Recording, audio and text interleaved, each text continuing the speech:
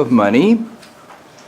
And this is Appendix B. You find it at the end of the book. It's and again, the reason I'm doing this is because it seems to work remarkably well if I give a very similar lecture twice. People learn it. And it doesn't work once. I have no idea why it works this way, but it has worked in the past. And, okay? Yeah, Kristen? Kristen? This not part of the test practice? It's not part of tomorrow. It's not. It won't show up in Tuesday's test. Okay. Okay. All right. So it's TVM, time value of money.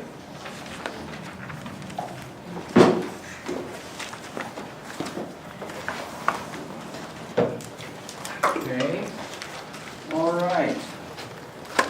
So here's basically the what it works is. So here we have now. Okay. Let's say you put a deposit, and let's say it'll garner 10% interest. 10% interest in the current day is just an outrageous amount. But maybe 20 years ago, you could deposit the money in a now account or 10%, maybe 25, time-wise. But let's work with 10% just because it's an easy number to work with. And then you keep it in there for 1 year. And so if we have $1, okay, we multiply it times 10%, that comes out to be 10 cents. So over this year, it garners 10 cents of interest, right? Add the $1 back, and the maturity value is now $1.10, principal plus interest. So this $1 has grown to $1.10 over 1 year. Here's the second year. Now you have $1.10, we're going to multiply it times 10%, and this turns out to be 11 cents. And the reason this was 10 and this is 11 is because we paid interest on interest, in this case a penny. We add back the $1.10, and now it has grown to $1.21. So this dollar, over a 2-year period, has grown from $1 to $1.10 to $1.21, and this 10 cents got a penny's interest. Okay, and this is called compounding interest. Now, this is a lot more powerful than you think. Let me put this on the board. Suppose we left that $1 in there for 40 years. If we did that, let me turn this camera to the front. If we left that $1 in there for 40 years, it would grow into $45. So this chart up here on the left shows how it grows. So here we deposited $1.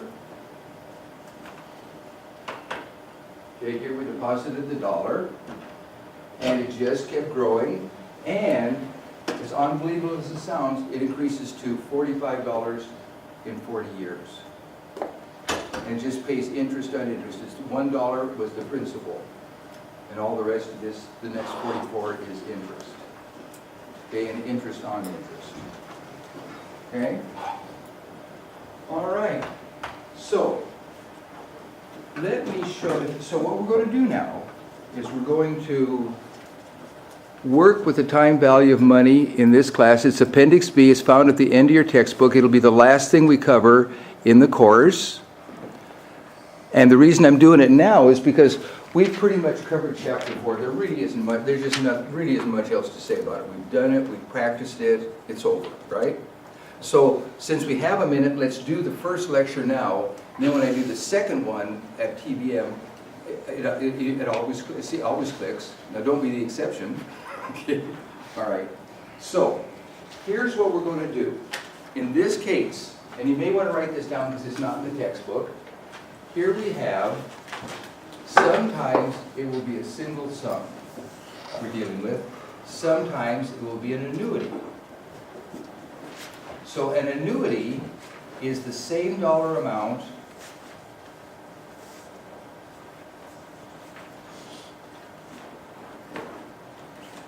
after the same period of time.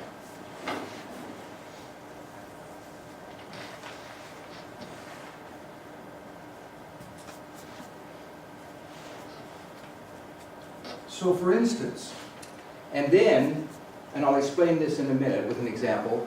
Sometimes we're looking for the present value, and sometimes we're looking for the future value. Okay? So, if we have a single amount and we're looking for the present value, we'll use table 1. Okay? All right. So let me give you the tables while I'm here. You use table 2 if you have a single amount and you're looking for the future value. Table 3 if you have an annuity and you're looking for a present value. And table 4 if you have an annuity and you're looking for a future value. So let me give you this table now and then we'll just show you by example what we're talking about. Does that make sense? So, now let's touch on annuity. Suppose you put $50 a week in your retirement account every week until you retire. That's an annuity. Because it's the same dollar amount, $50 every week, same length of time, a week. That's what we mean by an annuity. Okay? All right. So, let's start up here. So table 1, let me show you. So, let me show you what an example of this. Let's do quick study B4, and you find that on page B7. It'll be toward the end of your textbook. So, let me put it on the board here. Now, I think the easiest way of doing this, okay, so now, because what we'll be doing here is, let me read this to you. So,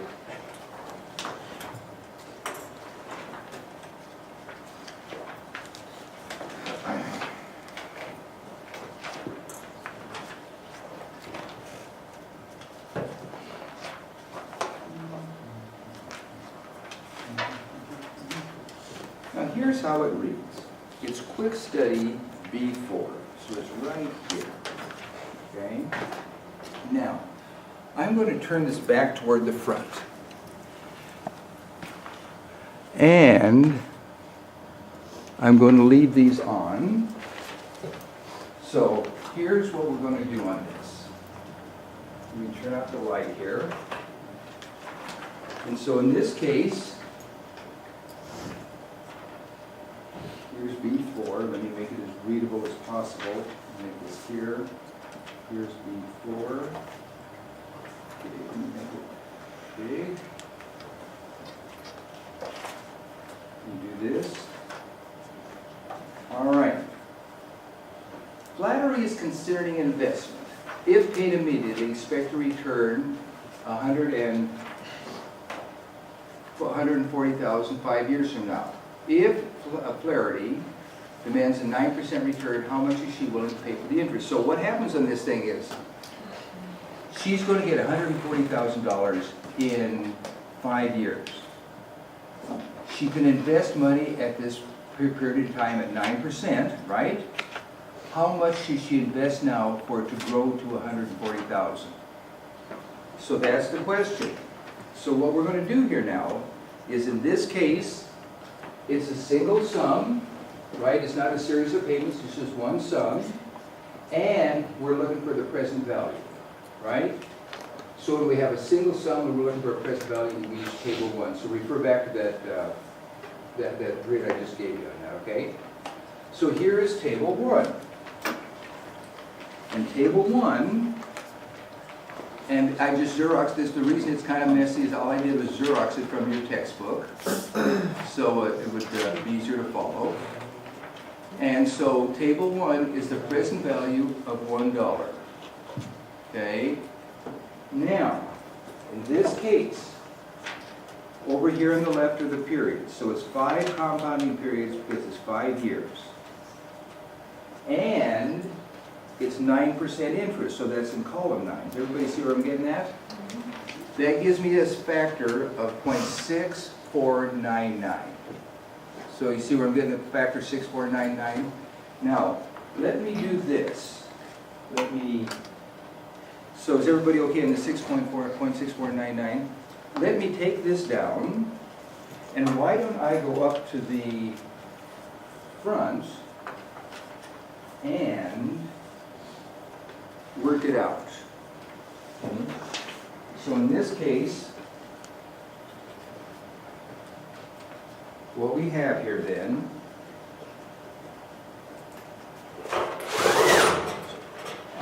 Could you be sure to ask me if you got a question rather than disturb the pastor's discussion? Who, you got a question, anybody?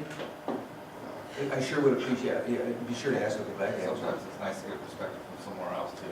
But be asked me, because talking disturbs people, so if you got, I'll be glad to answer it, so I appreciate your, He doesn't have the chart, so I was trying to show him the chart. Because nobody Okay. told me that I need to bring the other part. Exactly, and let's use the one on the board, because I bet you other people don't happen to. And I just, okay, all right. And I'll be glad, let's put it back up. Okay. So again, here's the chart. 5 periods and a column of 9. Okay? And this is table 1. Okay? Now, the way this works is, you have an N of 5, there's 5 compounding periods. You have an I of 9, and the factor is 0.6499. So 140,000 times 0.6499, that equals 90,986. So what this says is, this is the future value. This is the present value. And what we're doing here is we're trying to find present value. So what this says is that Flaherty invests $90,986 at 9%, it just leaves it there. It will grow to $140,000 over 5 years. And we use table 1 because it's a single amount, there's no series of numbers here, and we're looking for the present value. Okay? All right. Now let me put this chart up here so we can refer to it easily. I'm going to get that. Okay. So again, the way that works is, it's a single sum, an annuity. We're looking for a present value. We're looking for a future value. So table 1, 2, 3, 4. Okay, does that make sense? Now, let's do quick study B5. In a quick study B5, what we're going to do in that case is, again, it will be a single amount, but we'll be looking for a future value. Okay, and we'll use table 2. So let's just show you here. Okay.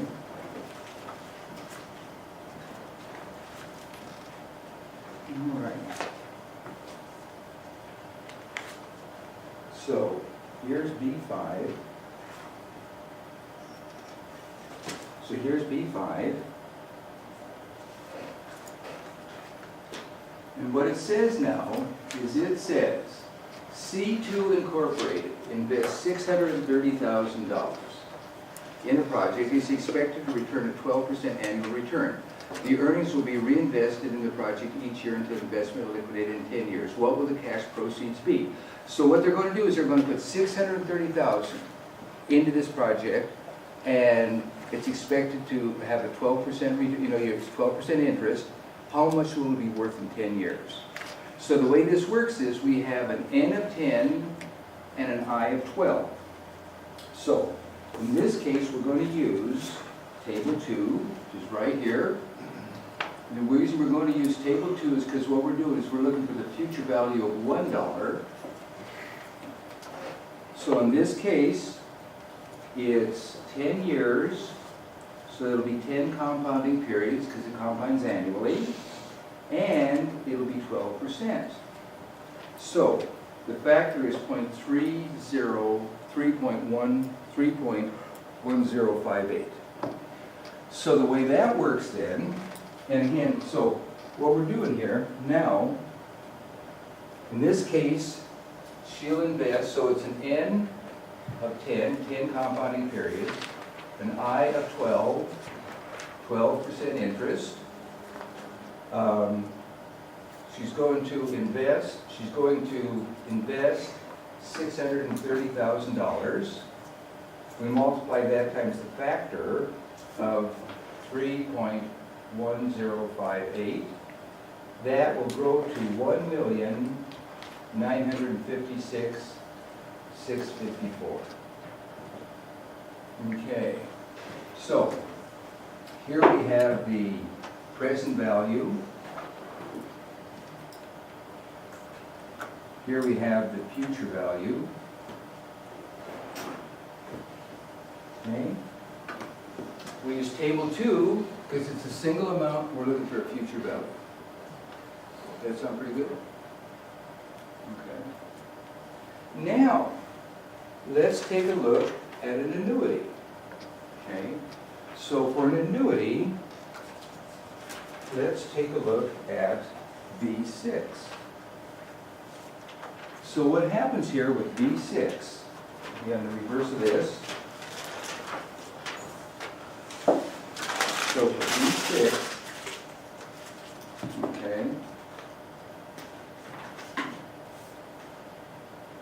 what we have here is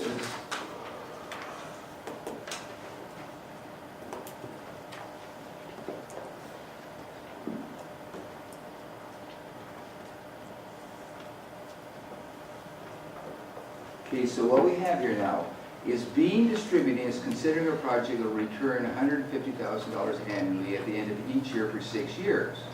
If Bean demands an annual rate of 7% and pays for the project immediately, how much is it willing to pay for the project? So what happens here, compare this, maybe a more immediate example. You're considering buying a business. How much should you pay for it?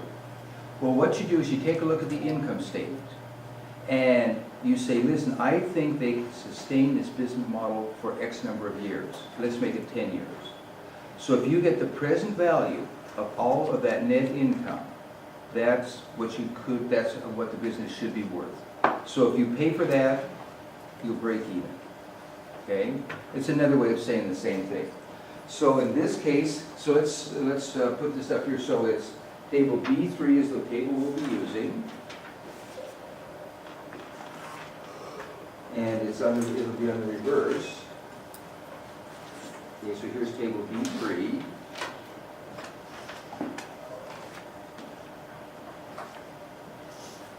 And again, it's the present value of an annuity of $1. Now in this particular example, it was for 6 years, so it'll be 6 compounding periods. So I'm going over here on the far left. Here's where I'm getting that 6.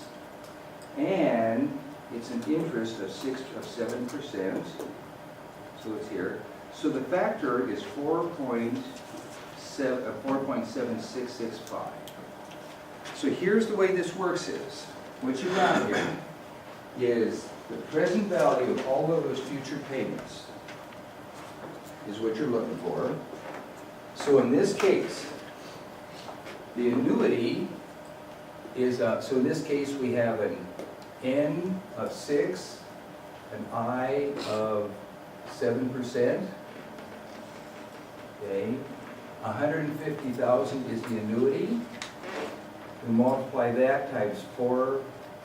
There's a diagram down here. 4.7665. Yep, you got the right one. 4.7665.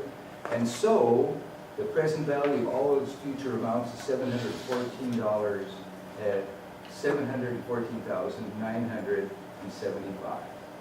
Okay? So this is the annuity. This is the present value.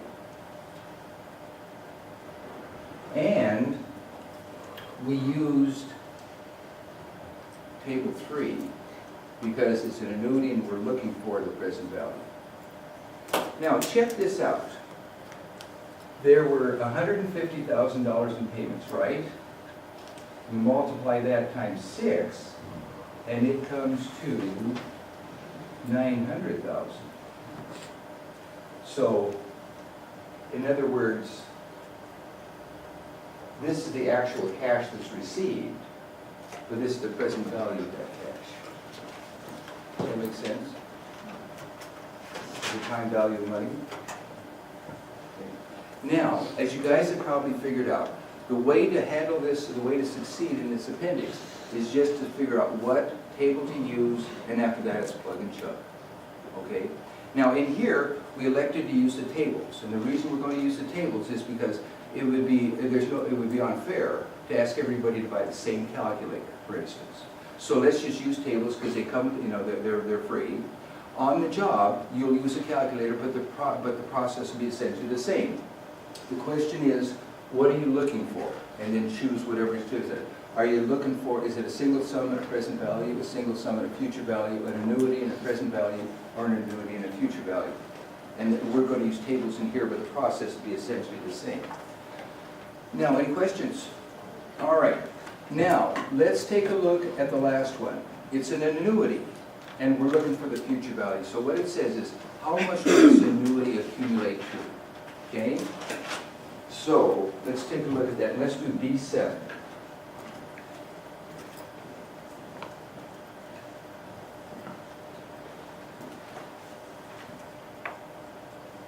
So B7 reads like this.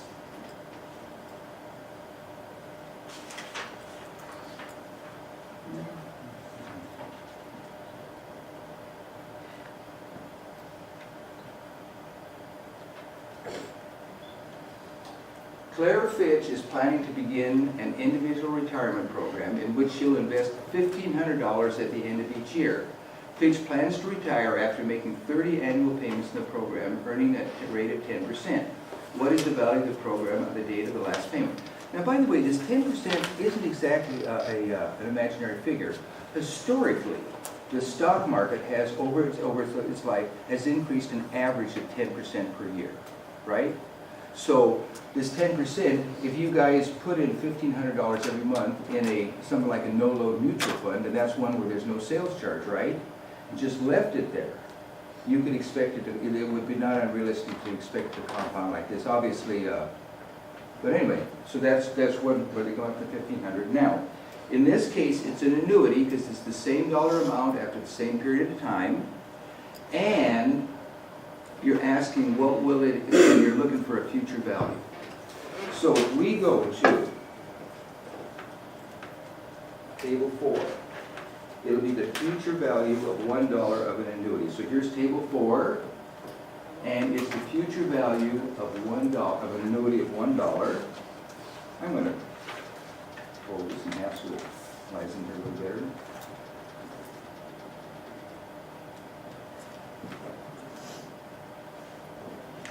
Now, in this case, it's 30 years, so that'll be an N of 30, it's found down here, and it will be 10% interest, so that'll be here. So the factor is 164.4940. So, if she deposits that $1,500,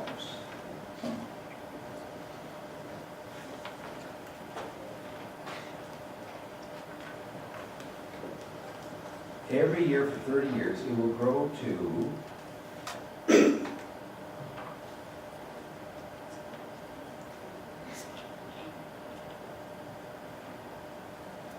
$246,41.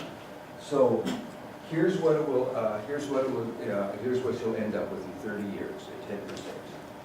Okay, does that sound good? Now, if we do this, she's making $1,500 payments, right? And she's making 30 of them.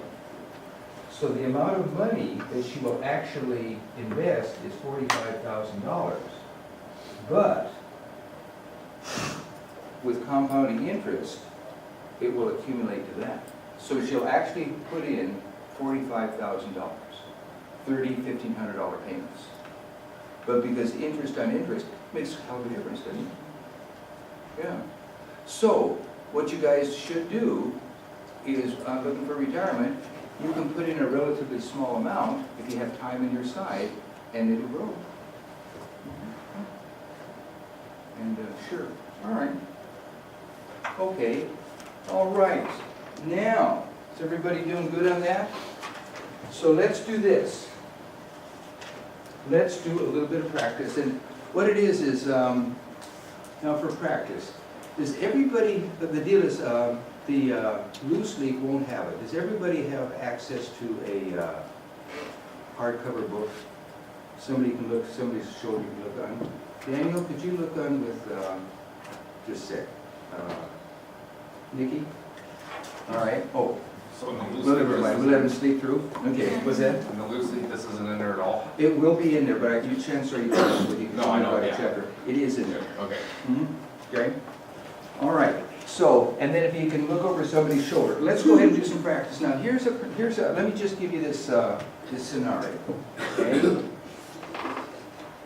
Let's see, and I'm gonna take this off of here so it'll be easier to read. So in this case, what we have here is we have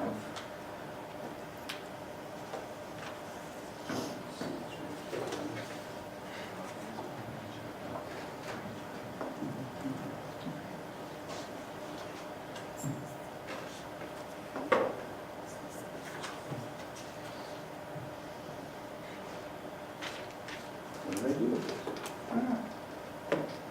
Not here, not here,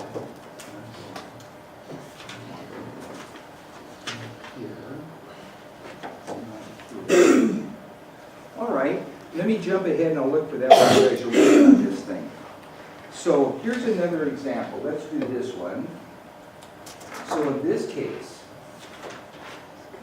and I'll find that thing. So in this case, what we're doing is, you're considering buying a machine, okay? So you're considering buying a machine.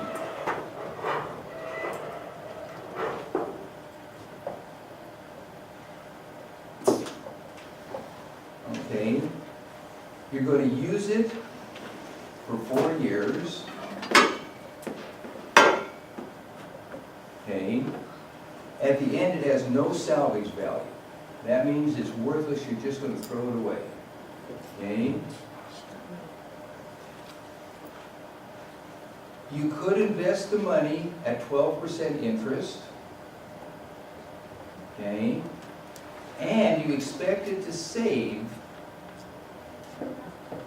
$10,000 per year.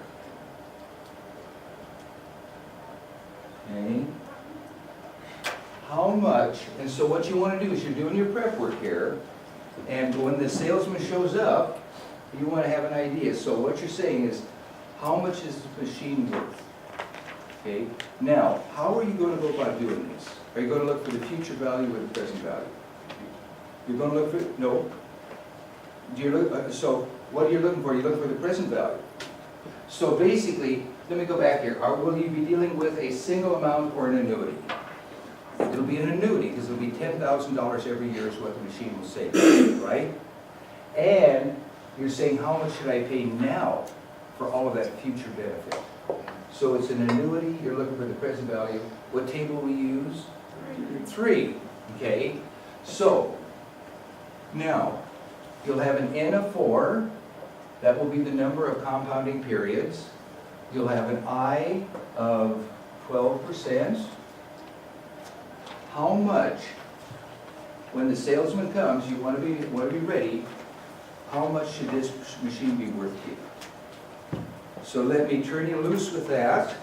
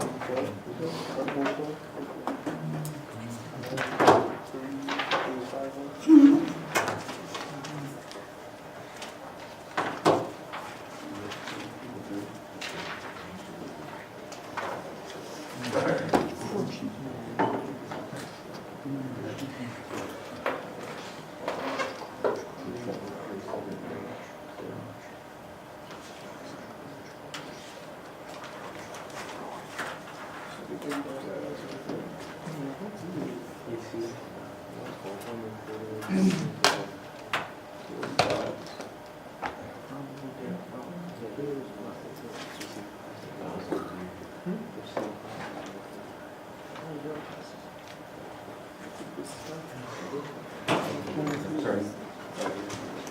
All right.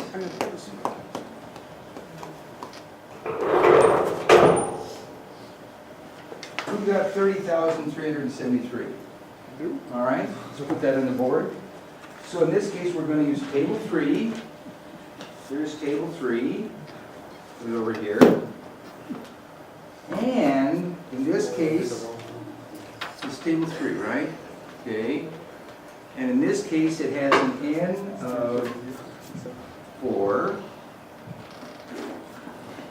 has an I of 12.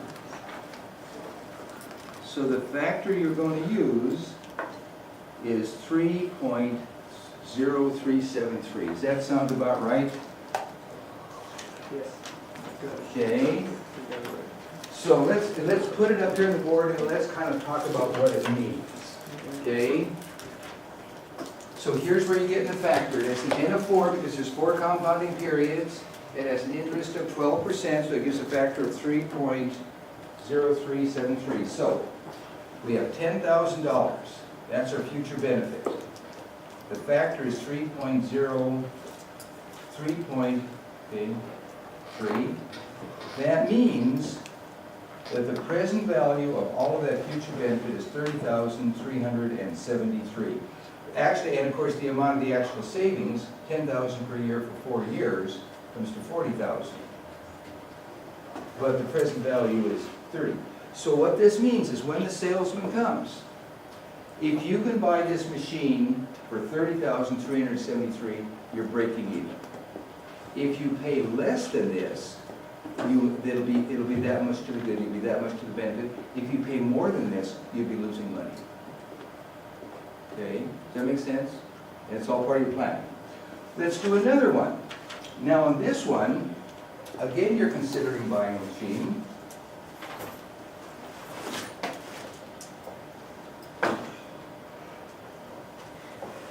Okay, now in this case you're going to use it for 5 years. And again, there's no salvage value. The salvage value just makes it easier to work with. All right. It creates a net income of $50,000 a year. So it increases revenue 50,000 or 5,000 per year. Okay. And you can invest money at this point in time for 10%. Okay, the question is, how much should you pay for it? Okay, now, let's take a look at this. So what are we talking about here? Is this an annuity or is it a single sum? It's an annuity, right? Because we're talking about a series of benefits, a series of payments. So it's $5,000 every year. So it'll be an annuity. Are we looking for a present value or a future value? We're looking for the present value. So we're going to use table 3.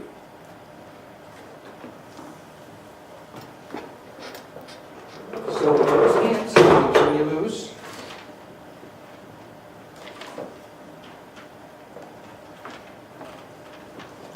Now at 10:17, we're supposed to have a shake, drop, and roll, right? So everybody, you get into the table, hold your head. Thought you'd let us out early and go just rumble in the parking lot. That may not be a bad idea. Earthquake. Is what? Earth, both. Let's do get out at 10:15. I was gonna see if they can actually simulate the film machine. I was gonna say, who's See gonna how take far it along up the from film there? is. Fire when those earthquake comes along down to California, it's just a Tuesday. It's just a Tuesday. The gun firing right away.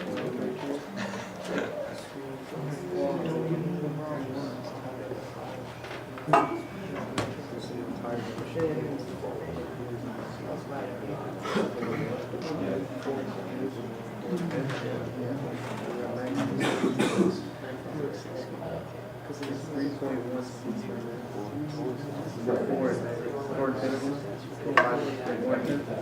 right, so did you guys get a factor of 3.7908? All right, so if we have $5,000 times 3.7908, it's $18,954. So again, we're talking about $2,500 is the actual income you'll get, but the present value of that is $18,954. So if you can negotiate it down to $18,954, you'll break even, right? Now the other thing that, and if you pay more than that, if you pay less than that, you'll be ahead. If you pay more than that, leverage will work against you. Now, don't forget, what we're talking about here is we're just talking about crunching the numbers. But more goes into a decision than just crunching the numbers. So you could perhaps pay $20,000 for the machine simply because you need to keep up with competition or because it will just result in better service. So it's very possible to pay more than this for other reasons, right? And that's very possible, okay? But all we're doing here is we're crunching the numbers, and this is what goes into this decision at this point. But there can be other factors. Are we doing this because to find out the true equity of the business later? Is that why we're doing these numbers? Oh, well, we're just doing a decision. Should we buy the machine, and how much should we pay for the machine? Is what all we're doing here. It's a part of the decision-making process. And again, you know, because we're talking about $2,500, 5 years, $5,000 per year. It is $2,500 we'll be making, but you got to convert that into present value because the present value is what you pay for it. Okay. Any other questions, comments? You guys doing good? All right. Let's do one more exercise. And then I want to be sure to review that closing so it's fresh in your mind. So let me give you one more. How's everybody holding up? Jeff, you doing good back there? Oh, yeah. All right. Okay, we've covered a lot of material too. So let's go ahead and, yeah, that was just, yeah. So let's go ahead and do this. All right. So I'm going to go ahead and erase that. So here we have, okay.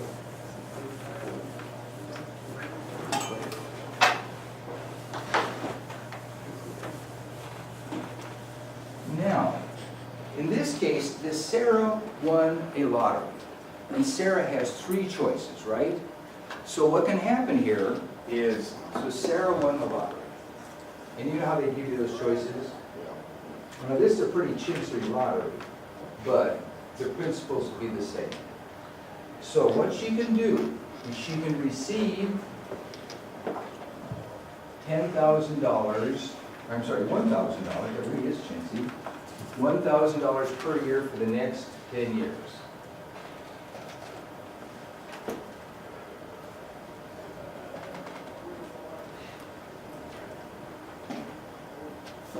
Or she can receive $6,000 cash immediately.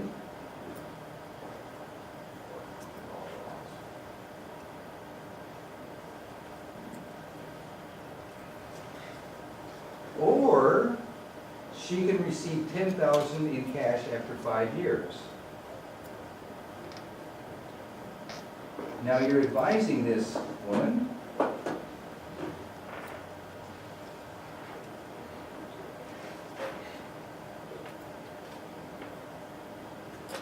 You're advising this woman, and by the way, she can invest money at 10% interest. Okay, she can invest money at 10% interest. So, given that, you're advising this woman, which of the 3 choices should she make? Now, on the first one, she can receive $1,000 per year for 10 years. Will that be an annuity or a single sum? Annuity. And what we want to do here is we want to make the comparison. So we want to get everybody, so we want to get everything comparable. So the way to do this is to find the present value of all of these three choices. And the greatest present value will be the best choice, is what we're gonna do here. And then the next one, of course, and then of course, so let me turn you loose with that, and we'll put up the answers. So if you guys win the lottery and they give you these choices, this will give you the basis to calculate it.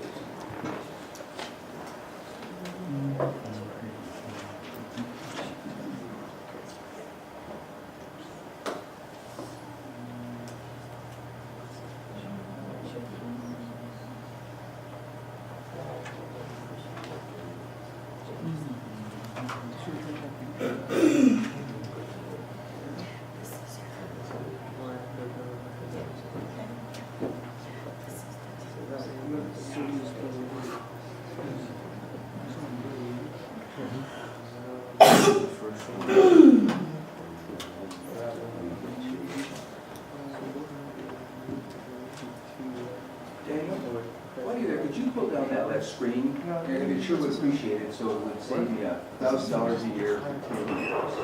See?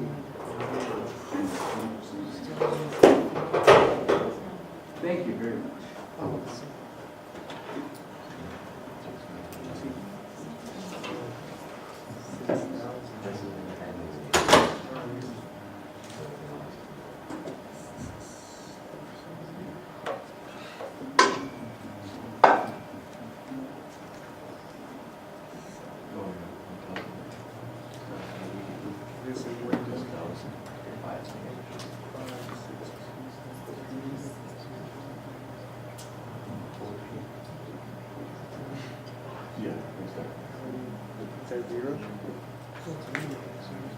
You guys, let me put up the first one so I can put up the chart.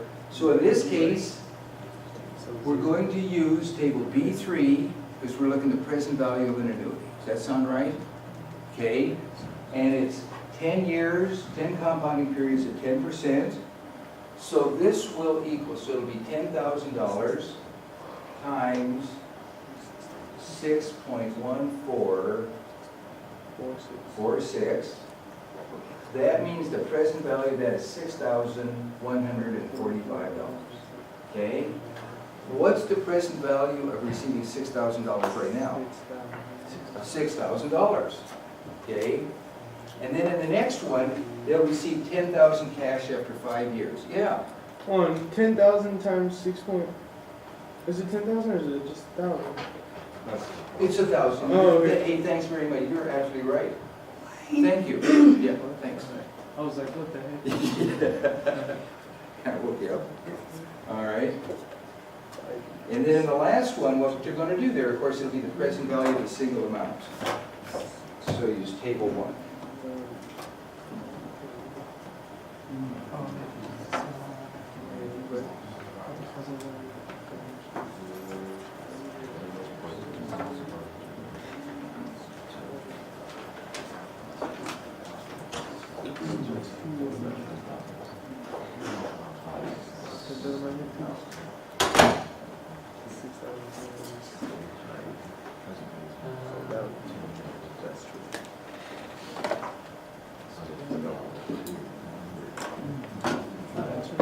Then in the last one, you have $10,000. The factor is 0.6209, and so the present value of that is $6,209. So if you're advising this table, there's not a lot of difference, surprisingly enough, but the last choice where she received $10,000 cash after 5 years would be the best. And it's counterintuitive. You couldn't expect it, because here we have $10,000, $6,000, $1,000. It's really hard to eyeball, right? But when you figure out when you put them on a common footing. Now you could also have found the future value of each, and you'd come to the same conclusion. All you want to do is put it on the same footing. Okay, so we found the present value, we could have found the future value, just apples to apples and oranges to oranges. Okay? All right, you guys doing good with that? All right, now, that really should put us in a good stead to do